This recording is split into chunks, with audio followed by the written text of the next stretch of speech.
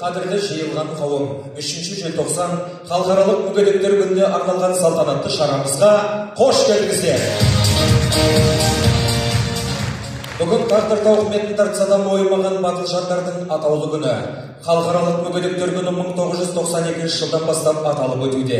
Ерекше жандарға, оның ішінде жастарға еш кедергісіз жағдай жасау, оларды жұмысқа орналастыруға жәрдемдесу, және белсенді өмір сүруіне ықпал жасау, жан-жақты қолдау көрсету — бұл біздің қоғам алдындағы парызымыз.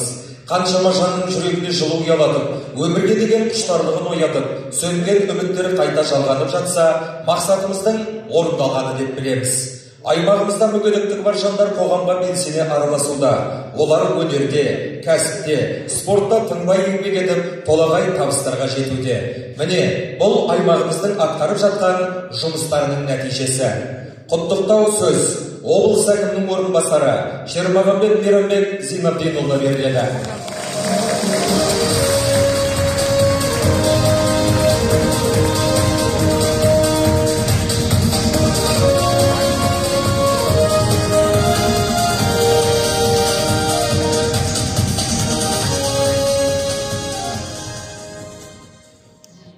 Қадірлі жерлестер, құрметті қонақтар, 1992 жылы Біріккен ұлттар ұйымының бас ассамблеясымен 3 желтоқсан халықаралық мүгедектер күні болып белгіленген. Осы салтанатты шараға облыс басшысы Нұрбек Машбекұлы арнайы жіберіп отыр. Ыстық ықыласын өткіземіз. Жалпы халықаралық мүгедектер күні ең алдымен ерекше жандардың түйткілді мәселелеріне қоғам назарын аударуға, оларды әлеуметтік, саяси, экономикалық және мәдени өмірге қатыстыруға, мүгедектігі бар адамдардың құқықтары мен мүдделерін қорғауға бағытталған. Соңғы жылдары мүгедектігі бар адамдардың өмір сүру сапасын жақсартуға, оларды медициналық, әлеуметтік қорғауға айтарлықтай көңіл бөлінуде. Қазіргі таңда облыста 33 мыңға жуық мүгедектігі бар адамдар тіркелген.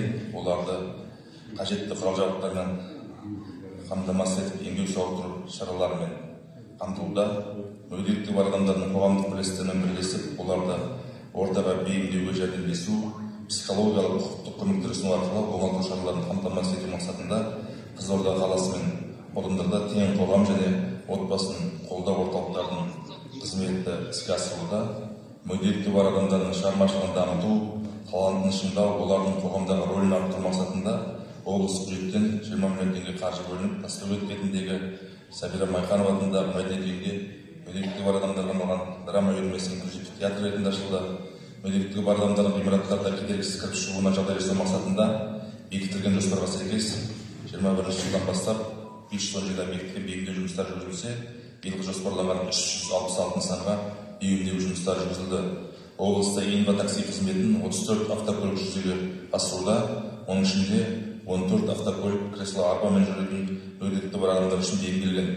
Аталған 34 автокөліктің қызметін қамтамасыз ету үшін бюджеттен барлығы 102 миллион теңге бөлінді.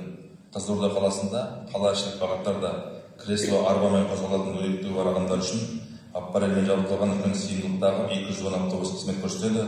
Осы жылы жасалған шартқа сәйкес қазан айында 50 автобус пайдалануға берілсе, алдағы уақытта 100 автобус жеткізілетін болады. Биыл біз үкіметтік емес ұйымдарға мемлекеттік әлеуметтік тапсырыс шеңберінде 137 миллион теңге қаржы бөліп қолдау көрсеттік.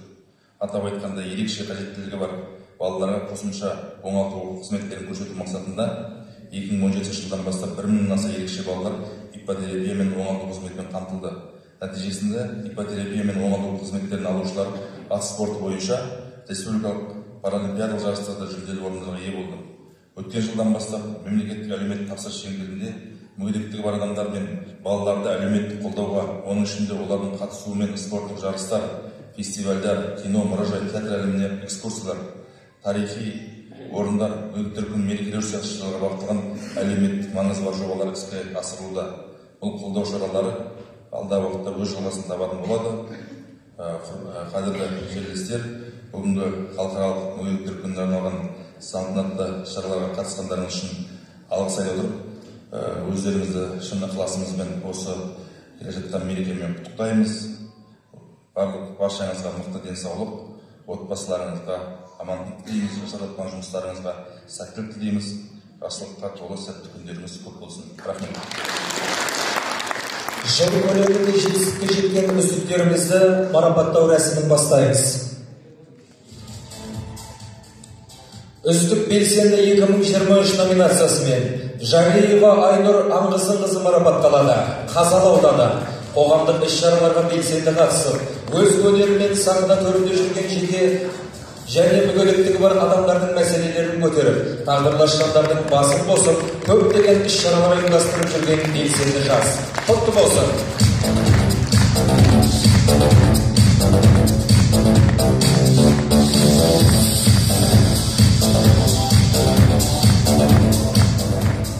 Үздік суретші 2023 номинациясымен Алпысбаев Ерлан Асланұлы марапатталады. Қызылорда қаласы Таңсықбаев атындағы Алматы сәндік қолданбалы өнер ордасын кескіндеу, мүскіндеу және графика мамандығы бойынша тәмамдаған. Өз туындыларын еліміздегі көркем сурет галереяларына қойып, елдің ықыласына бөленіп жүрген жан. Қазіргі таңда жастарға сурет салу бойынша түрлі мастер-класстар өткізіп келеді.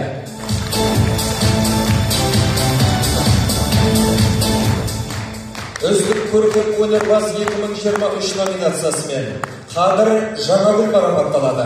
Нөмірі 6 есту қабілеті бұзылған балалардың арнайы мектеп интернатының тәрбиеленушісі, республикалық Жұлдызай фестивалінің бірінші орын иегері, республикалық Дельфи ойындарының бас жүлде алтын медаль иегері, Түркия, Грузия, Белоруссия елдерінде өткен халықаралық байқаулардың лауреаты, Ақтөбе қаласында өткен сәукелелі ару байқауының 3-ші орын иегері.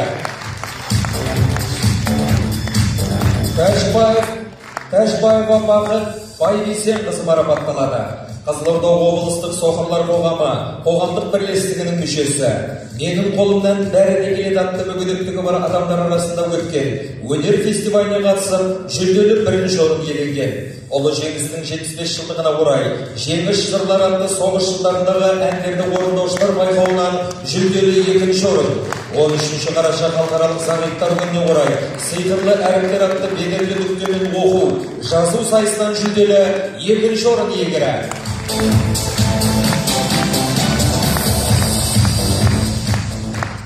Үздік қолөнерші 2023 номинациясымен Дүйсенбиева Үржамал Әбдібайқызы марапатталады. Аламан құрақ қауымдастығының Қызылорда облысы бойынша төрайымы. Астана қаласында өткен Қазақстан Республикасының рәміздер күніне арналған Аламан құрақ көрмесі жобасымен 500 метрге созылған 200 құрақ көрпеден тұратын рекорд орнатып, Қазақстан Гиннес рекордтар кітабына енген. 2018 жылдан бастап қыз-келіншектерді тегін тігінге үйретіп келеді.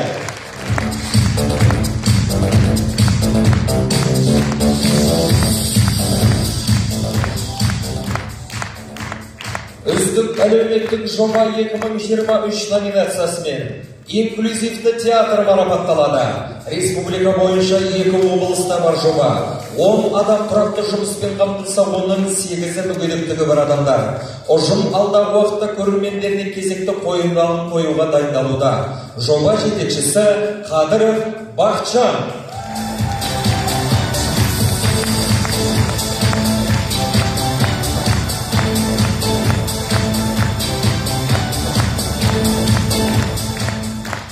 Үздік спортшы 2023 номинациясымен Оразбаев Бауыржан Серікбайұлы марапатталады. Жаңақорған ауданы парақол күресінен халықаралық республикалық жарыстардың жеңімпазы. Үстіміздегі жылдың Алматы қаласында өткен парақол күресінен жастар арасындағы әлем чемпионатының жеңімпазы.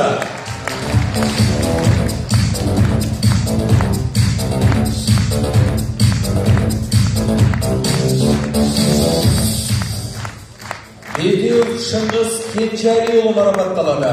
Волейболды отырып ойнаудан халықаралық дәрежедегі спорт шебері. Биыл Астана қаласында өткен Азия чемпионатының 2-ші орын иегері. 2023 жылы Ханчжоу қаласында өткен Азия пара ойындарының күміс жүлдегері. Волейболды отырып ойнаудан Қазақстан құрамасының спортшысы.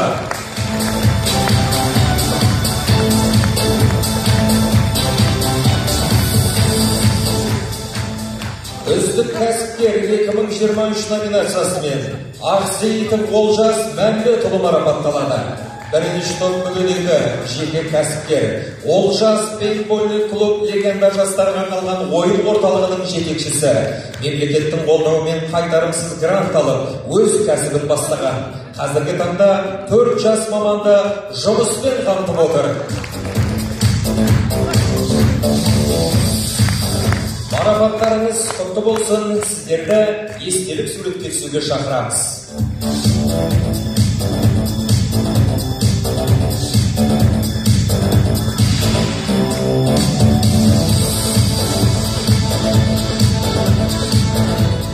Биылғы жылымыздың үздіктеріне аямай қошемет көрсетіп қойсаңыздар. Марапаттарыңыз құтты болсын.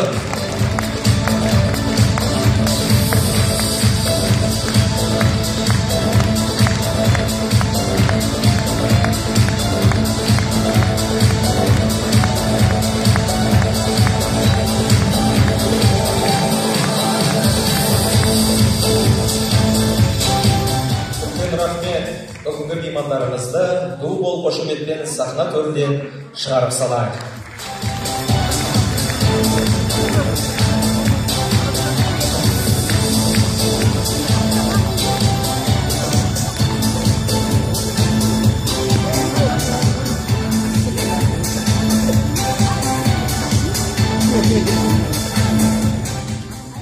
Келесі құттықтау сөз Халық банкі акционерлік қоғамы Қызылорда облыстық филиалының директоры Данкенов Алмат Ерғабылұлына беріледі.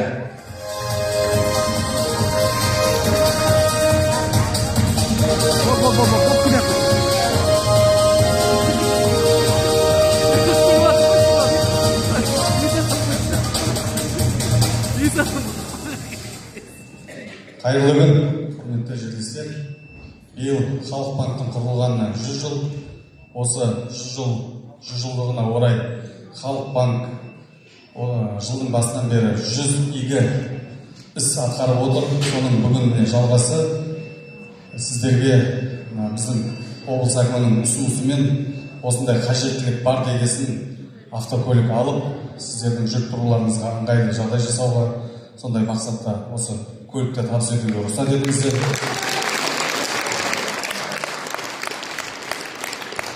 Сіздерге әрқашан күш қуат, еліміз аман, халқымыз тыныш болсын деп тілекке отыр. Олай болса, Халық банктың қолдауымен белгілі тұрған инва-такси көлігін табыстауға ортаға Қызылорда облыстық мүгедектер қоғамы қоғамдық бірлестігінің төрағасы Сағатбек Қуанышбайұлын шақырамыз.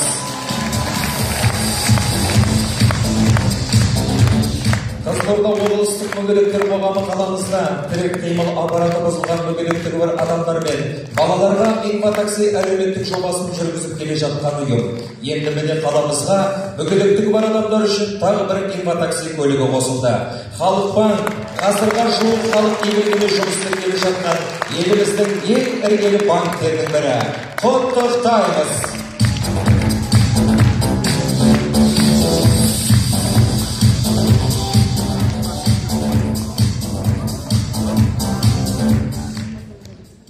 Барша лебіздеріңізге, ыстық ықыластарыңызға рахмет.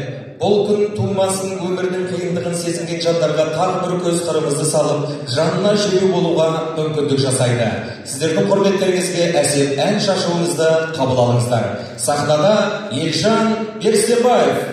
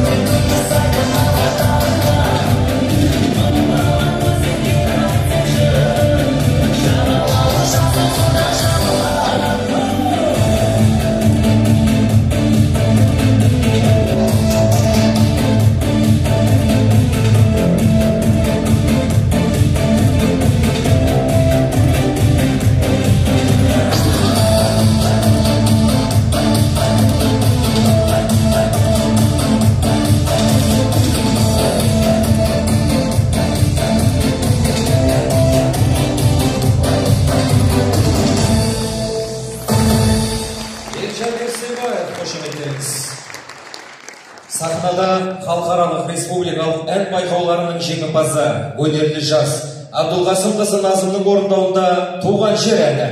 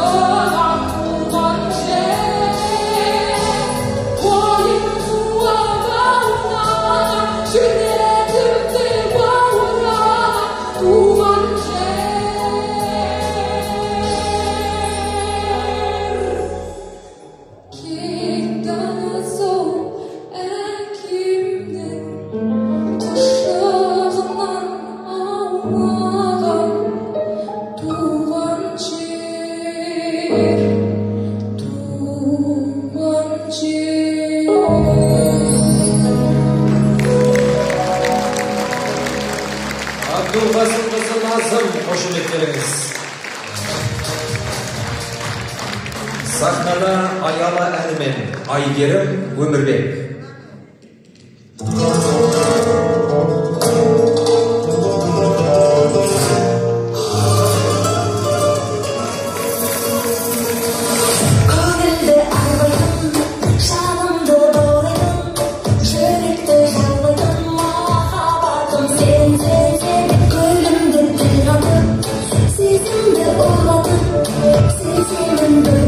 Yeah.